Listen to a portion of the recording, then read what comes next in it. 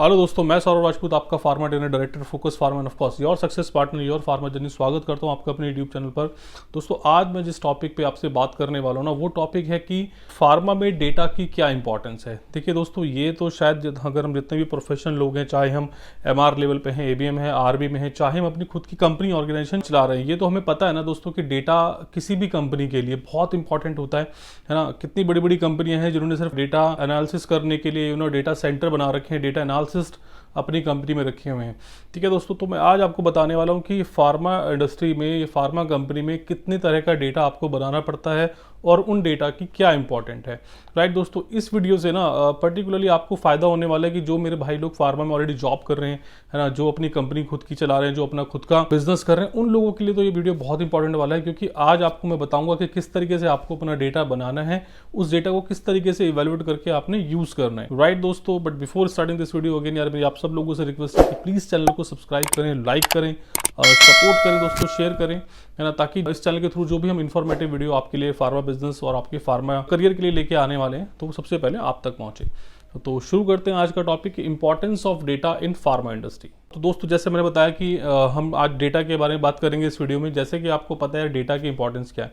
Data हमारा जो होता है ना, वो सेल्स को फोरकास्ट करने के लिए, है ना, हमारे एक्सपेंसेस को फोरकास्ट करने के लिए, हमारी कंपनी की ग्रोथ के लिए, हमारी खुद की अपनी ग्रोथ के लिए हम लोग उसको एनालिसिस करते हैं ना, उसके हम पूरा पोस्टमार्टम करते हैं ताकि हम उनसे कुछ रिपोर्ट्स निकाल सकें, उनसे कुछ हम फोरकास्ट कर सकें।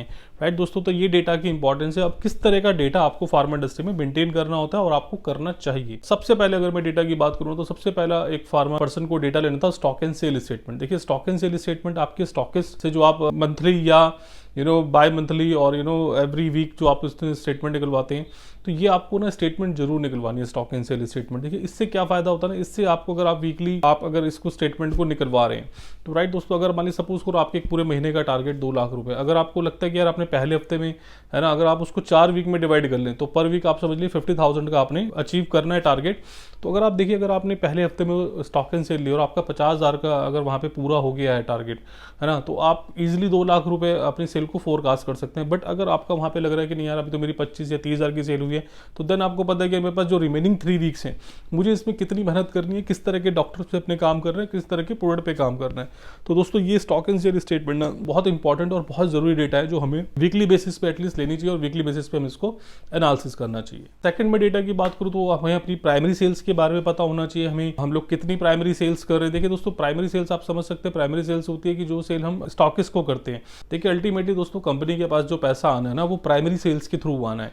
तो हमें ये भी ध्यान रखना है कि यार हमारे जो स्टॉकिस्ट है उस पर ना एडिक्वेट इन्वेंट्री मेंटेन रहे, उस पर एडिक्वेट ऑर्डर लगते रहे, ताकि कंपनी के पास पैसा जो है वो एडिक्वेट क्वांटिटी में पहुंचता रहे। तो हमें अपना देखना है कि यार हमने अगर अपने जो सेकेंडरी के टारगेट हैं, सेकेंडरी के टारगेट के साथ साथ हमें अपनी प्राइमरी के टारगेट भी सेट करने हैं और प्राइमरी सेल्स पे भी काम करना है। तीसरा अगर मैं पॉइंट की बात करूं तो ये होता है सेकेंडरी सेल का डेटा। जैसे कि मैंने बताया था भी आपको कि जो सेकेंडरी सेल होती है वो डिस्ट्रीब्यूटर टू केमिस्ट होती है, और हमें इसी सेल पे फोकस करना है दोस्तों। देखिए, अगर हमारी सेकेंडरी सेल होगी, अगर हमारे स्टॉकिस्ट से माल लिक्विडेट हो रहा है रिटेल लेवल पे, तो ऑब्वियसली बात है कि हमारी प्राइमरी सेल तो अपने आप ही कवर अप हो जाएगी। अगर स्टॉकिस्ट से माल बिकेगा तो ऑब्वियसली बात है स्टॉकिस्ट माल आपसे मंगाएगा, है ना। तो हमें जो सबसे ज्यादा फॉलो करना है, जो सबसे ज्यादा हमें चीज़ों का ध्यान रखना है, वो रखना है अपनी सेकेंडरी सेल्स का। और सेकेंडरी सेल्स से ना आपको डॉक्टर की सेल का फोरकास्ट, आपके अपने टारगेट का फोरकास्ट मिलता है। तो सेकेंडरी सेल्स को मैं बैठ के डीपली एनालिसिस करना है। चौथे में अगर डेटा की बात करूं तो आप प्लीज अपनी प्रोडक्ट वाइज सेल जरूर निकालिए। प्रोडक्ट वाइज सेल आप देखिए, जिस भी डिस्ट्रीब्यूटर आपने अपॉइंट किया, जिस डिस्ट्रीब्यूटर से आपका जो गुड्स रिटेल केमिस्ट पे बिक रहा है,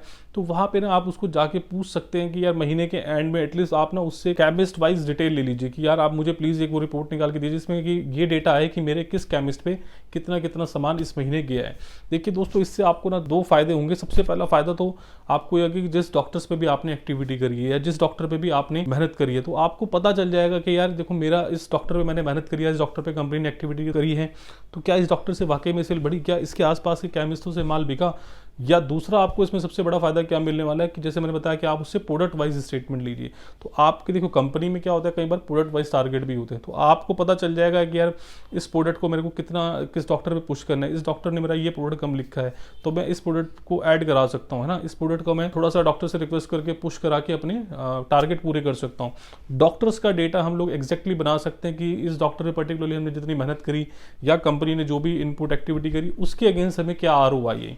तो ये ROI ना आप इस केमिस्ट वाइज डेटा से निकाल सकते हैं, प्रोडक्ट वाइज डेटा से निकाल सकते हैं। तो ये भी आप अपने डिस्ट्रीब्यूटर से मांगिए और इसको इवेलुएट कीजिए। पांचवी अगर मैं डेटा की बात करूं तो आपको अपनी कलेक्शन का डेटा मेंटेन करना है। अगर आप एज अ एंटरप्रेन्योर काम कर रहे हैं तो ये तो आपके लिए बहुत ही इंपॉर्टेंट हो जाता है। बट इसके अलावा अगर आप MR, ABM, RSM, ZSM जिस लेवल पे भी काम करें ना दोस्तों, तो ये भी एक आपको ना रिपोर्ट मेंटेन करनी पड़ेगी। बिकॉज ऐसा ना हो कि पता चला कि आपने सेल्स तो कर दी बट वहां से मार्केट से पैसा ही नहीं आ रहा। क्योंकि ये आप भी जानते हैं कि मैक्सिमम कंपनियों में है ना सेल्स के अगेंस्ट कलेक्शन कितनी आ रही है, तो उसके बाद आपकी फाइनल टारगेट और फाइनल अचीवमेंट्स आपकी डिसाइड होती हैं। ऐसा ना हो कि पता चला हमने माल तो इतना सारा पेल दिया पर कलेक्शन नहीं आ रही। देखिए दोस्तों, कलेक्शन का अगर आप मॉनिटर करते रहेंगे ना तो इससे एक आपको फायदा ये भी होगा कि इससे आपका ना जो एक्सपायरी आने के चांसेस हैं वो भी थोड़े से कम हो जाते हैं, राइट। क्योंकि पता चला हमने स्टॉकिस पे माल डंप कर दिया, वो स्टॉकिस पे पड़ा है वहां से लिक्विडेट ही नहीं हो रहा है ना। लिक्विडेट नहीं हो रहा तो उसका मतलब क्या है? इसका मतलब आपको स्टॉकिस उस माल की पेमेंट नहीं देगा, माल की पेमेंट नहीं देगा तो आपकी एक्सपायरी वहां से वापस आएगी। तो ये डबल नुकसान है।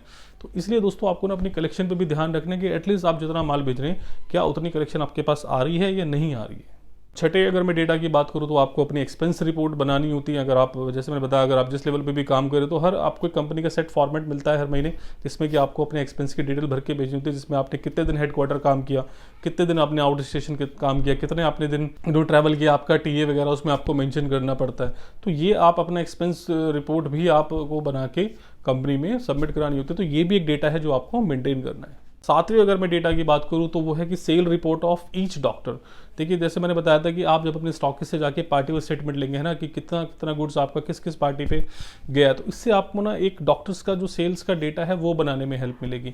और दोस्तों सबसे भी मैं बताऊं, अगर आप जिस लेवल पे भी काम कर रहे हैं और खास तौर से जो मेरे फार्मा एंटरप्रेन्योर हैं तो उनको तो ये डेटा बनाने की बहुत बहुत ज़रूरत है। और डेटा को ना मतलब माइक्रो एनालिसिस करना, माइक्रो एनालिसिस तभी होगा दोस्तों जब आप अपने स्टॉकिस्ट से पार्टी वाइज स्टेटमेंट ले पाएंगे, जब तक आप उससे प्रोडक्ट वाइज स्टेटमेंट ले पाएंगे।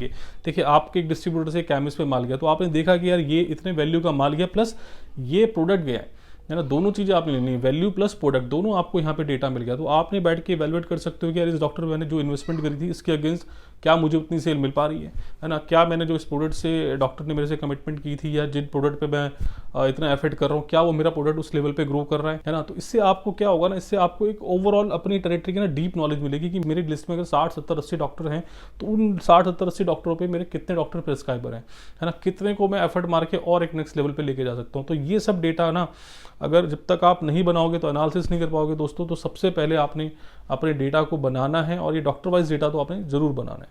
आठवीं अगर मैं डेटा की बात करूं तो वो है डॉक्टर्स की डेट ऑफ बर्थ और इमेजिनरी। इसके बारे में मैंने डिटेल में पहले भी कई वीडियो में अपने बताया कि इस डेटा की क्या इंपॉर्टेंस है। दोस्तों देखो, इस डेटा से ना अगर आपके पास डॉक्टर का डेट ऑफ बर्थ और मेरी यूनिवर्सिटी का डेटा और आपने उसको अच्छे से मेंटेन किया हुआ है और अच्छे से आप उसको फॉलो कर रहे हैं तो ये आपके ना एक जो पर्सनल रिलेशन बिल्डिंग है उसमें बड़ा हेल्प करेगा। देखिए दोस्तों, क्या होता है ना, 60, 70, 80 डॉक्टर आपके लिस्ट में आप सब पे एक्टिविटी नहीं कर सकते, सब पे आप एक जैसा इनपुट नहीं दे सकते। तो देखिए बाकी और आपको कंटिन्यूसली ग्रो भी करना है, कंटिन्यूसली कस्टमर को प्रिस्क्रिप्शन फोल्ड में भी लेके आना है। तो वो आप कहाँ से ला सकते हैं ना, ये बहुत छोटी छोटी एक्टिविटी होती है। लाइक किसी के डॉक्टर्स के बर्थडे पे आपने उसको बर्थडे केक दे दिया, किसी को बुके दे दिया, किसी के लिए थोड़ा सा कुछ लंच वगैरह ऑर्गेनाइज करा दिया, थोड़ा सा उसके क्लिनिक को डेकोरेट करा दिया, उसको थोड़ा सरप्राइज कर दिया। तो इससे क्या होगा ना, एक आपकी पर्सनल रिलेशन डॉक्टर से डेवलप होगी। और जब आपके डॉक्टर के पर्सनल रिलेशन होंगे ना तो दोस्तों मैं यकीन मानिए आपको उस डॉक्टर से सपोर्ट भी जरूर मिलेगा। तो इस डेटा की बड़ी इंपॉर्टेंस है, डेट ऑफ बर्थ एनिवर्सरी की। ये आपने अभी तक नहीं लिया है तो लेना शुरू कर दीजिए और इसको मेंटेन कर दीजिए और डॉक्टर को टाइम पे विश जरूर कीजिए।